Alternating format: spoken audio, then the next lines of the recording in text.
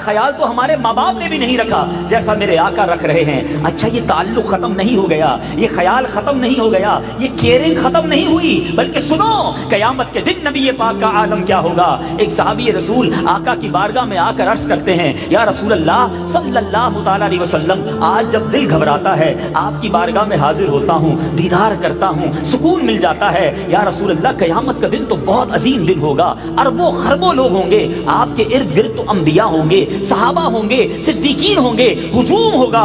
حضور اگر وہاں دل گھبرایا، وہاں آپ کو ڈھونڈنا ہوا، میں گناہگار آپ کو کدھر ڈھونڈوں گا، کہاں تلاش کروں گا؟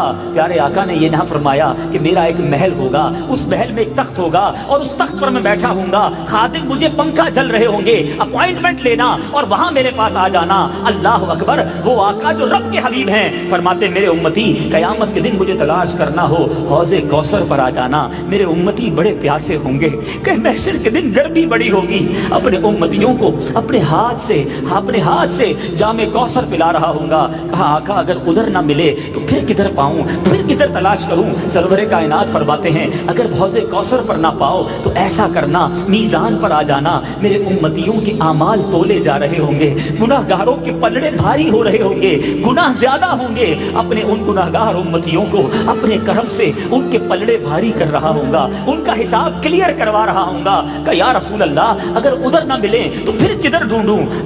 آقا ارشاد فرماتے ہیں اگر میزان پر نہ پاؤ تو ایسا کرنا پل صراط پر آ جانا، بڑا باریک پل ہے، بڑا تیز پل ہے، گناہگار کٹ کٹ کر جہنم میں گر رہے ہوں گے، وہاں آ جانا، میں اپنے امتیوں کو پل صراط سے پار لگا رہا ہوں گا۔ کہا حضور ادھر نہ پاؤں تو پھر کدھر آؤں؟ آقا فرماتے ان تین جگہوں کے علاوہ تم مجھے کہیں اور نہیں پاؤ گے، میں ادھر ہی ہوں گا۔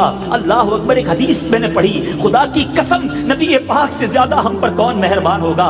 آقا فرماتے ہیں قیامت کے دن جب لوگ جنت کی طرف جا رہے ہوں گے، میں رب کے سامنے کھڑا رہ جاؤں گا، اللہ کے عرش کے سامنے کھڑا رہوں گا۔ ڈر یہ ہوگا، سنو ہم سب کو تو ڈر یہ ہوگا نا کہ دوزخ میں نہ بھیج دیے جائیں۔ آقا فرماتے میں اللہ کے عرش کے سامنے کھڑا ہو جاؤں گا، حدیث پاک کا مضمون ہے، اور مجھے خوف یہ ہوگا کہ میرا رب مجھے جنت میں نہ بھیج دے، اور میں جنت میں چلا جاؤں گا تو میری امت کا کیا ہوگا؟ میں ایک ایک امتی کو تلاش کر کے پہلے جنت میں لے جاؤں۔ اللہ اکبر، مولانا حسن رضا خان صاحب اسی نقشے کو بیان کرتے ہوئے بتاتے ہیں، ارے دنیا میں کون ہے تو اتنا ہمارا خیال رکھے، اور محشر کے دن تو پھر بھی کسی نے کام ہی نہیں آنا، مگر اس دن آقا کا عالم کیا ہوگا؟ عزیز بچے کو ماں جس طرح تلاش کرے خدا گواہ وہی حال آپ کا ہوگا۔ آقا تلاش کریں گے اپنے امتیوں کو، پیاسوں کو پانی پلائیں گے، پل صراط سے پار لگائیں گے۔ اب بتاؤ ہے کوئی ایسا دنیا جس کو فالو کیا جائے، جس کو اوبے کیا جائے، جس کی بات مانی جائے؟ اتنی مہربانی ہو جس کی، اس کی خلاف ورزی کی جائے۔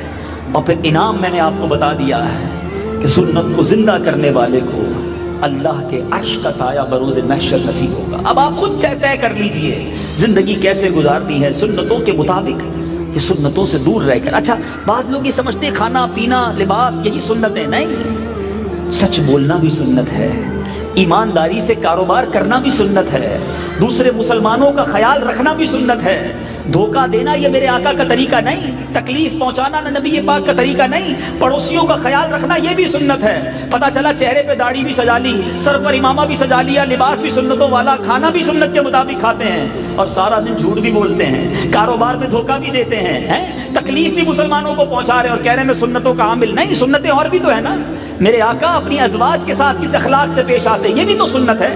اپنی بیوی کا خیال رکھنا، اپنے بچوں کا خیال رکھنا، ان کو حلال روزی کھلانا، ان سنتوں پر بھی عمل کرنا ہوگا۔ سنتوں کا باب بہت وسیع ہے، فقط لباس کھانا پینا یقیناً یہ بھی سنتیں ہیں، مگر جو کردار کی سنتیں ہیں، مسلمان وہ ہوتا ہے جس کے ہاتھ پیر اور زبان سے دوسرا مسلمان محفوظ رہے۔ ساری دنیا پریشان ہے اور ہم کہیں جناب ہم سنتوں پر عمل کر رہے ہیں، یہ نہیں، سنتیں وہ بھی تو ہیں۔ تو بہرحال ان تمام سنتوں کو غور کیجئے اور کوشش کیجئے کہ میں نبی پاک کے طریقے پر عمل کرنے والا بن جاؤں، اور ایسے بن جائیے مجھے دیکھ کر پتا چل جائے کہ میں کس کا امتی ہوں، بتانا نہ پڑے، اللہ ایسا سنتوں کا عامل بنا دے۔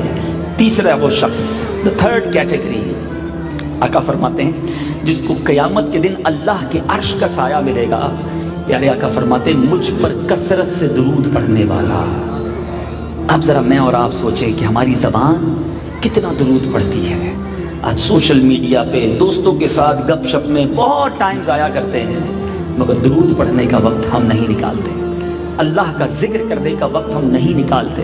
یہ زبان اللہ نے اتنی آسان نیکیاں کمانے کا فارمولہ ہمیں زبان کے ذریعے ملا ہے۔ ذرا مل کر کہیے سبحان اللہ، الحمدللہ، اللہ اکبر۔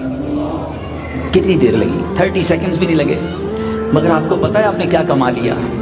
اللہ کے حبیب علیہ السلام فرماتے ہیں جو ایک بار سبحان اللہ کہے اس کے لیے جنت میں درخت لگا دیا جاتا ہے، ایک بار الحمدللہ کہے جنت میں درخت لگا دیا جاتا ہے، ایک بار اللہ اکبر کہے جنت میں درخت لگا دیا جاتا ہے۔ میں دل پر چوٹ کرنے کے لیے کہتا ہوں، آج حافظ شہزاد بھائی کہ ماشاءاللہ بیٹے کی حفظ قرآن کی محفل ہے، وہ یہ اعلان کرتے ہیں کہ بھائی جو جتنی بار سبحان اللہ کہے اتنے 1000 روپے جاتے جاتے لے جائے، تو شاید ہال میں سے خالی ہونے کے لیے بہت ٹائم لگ جائے گا، لوگ کہیں بیٹھے رہو پڑھتے رہیں گے، آخر میں 2 بجے جائیں گے۔ 10,000 بار پڑھے تو 10,000 کے نوٹ مل جائیں گے، مگر میں آپ سے پوچھتا ہوں 1000 کے نوٹ کی ویلیو ہے یہ جنت کے درخت کی ویلیو ہے؟ ارے ہم سب مل کر سارے پیسے ملا لینا، ہم جنت میں ایک درخت نہیں خرید سکتے۔ مگر سچ بتاؤ پورے دن میں کتنی بار پڑھا ہے؟ افضل الذکر، حدیث میں افضل الذکر کہا گیا لا الہ الا اللہ، کتنی بار دن میں کلمہ طیبہ پڑھا؟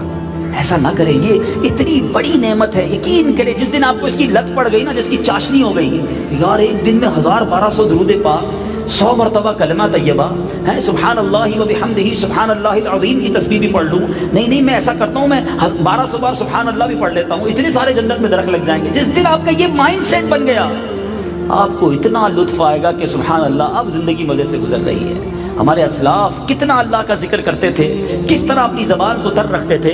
حضرت جنید بغدادی رحمۃ اللہ تعالیٰ علیہ کتنے بڑے ولی ہیں، کتنا بڑا نام، اتنا ذکر کرتے تھے۔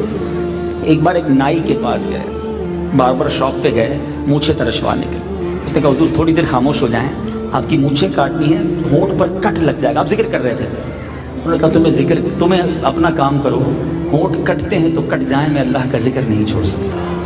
غالباً حضرت جنید بغدادی یا حضرت سری سکتی کا ہی واقعہ ہے کہ آپ نے 40 سال تک روٹی نہیں کھائی، ستو پیتے تھے۔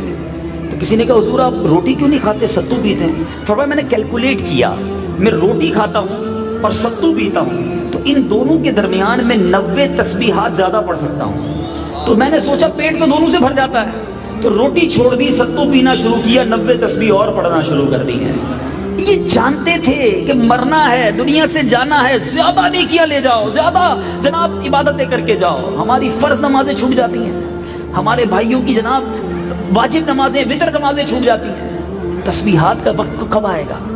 یہ 3 باتیں آج یاد رکھ لیں۔ نمبر 1، ہم نے یہ غور کرنا ہے کہ اللہ کے عرش کا سایہ انہیں ملے گا جو پریشانی دور کرتا ہے۔ آج سے یہ کام شروع کر دو، پریشان نظر آئے نا آگے بڑھ کے اس کی پریشانی دور کرو، پریشان کرنا چھوڑ دو، ٹینشن دینا چھوڑ دے، ٹینشن لوگوں کا اتارنا شروع کریں، ان کو ٹینشن فری کرنا شروع کریں۔ آپ دیکھیں حدیث پاک کا مضمون ہے جو کسی مسلمان کی پریشانی دور کرتا ہے اللہ اس کی پریشانی دور کر دیتا ہے۔ آپ کسی کی پریشانی دور کریں، آپ کی پریشانیاں دور ہونا شروع ہو جائیں گی۔ نمبر 2، سنتوں پر عمل کیجیے، سنتوں کو زندہ کرنے والا اللہ کے عرش کا سایہ پائے گا۔ اور نمبر 3، کثرت سے درود پاک پڑھنے والے بن جائیں تو انشاءاللہ اس کی آپ کو بے شمار برکتیں ملیں گی۔ دین کی بات پھیلانا صدقہ جاریہ ہے، ثواب کی نیت سے ویڈیو کو شیئر ضرور کیجیے۔ جزاک اللہ۔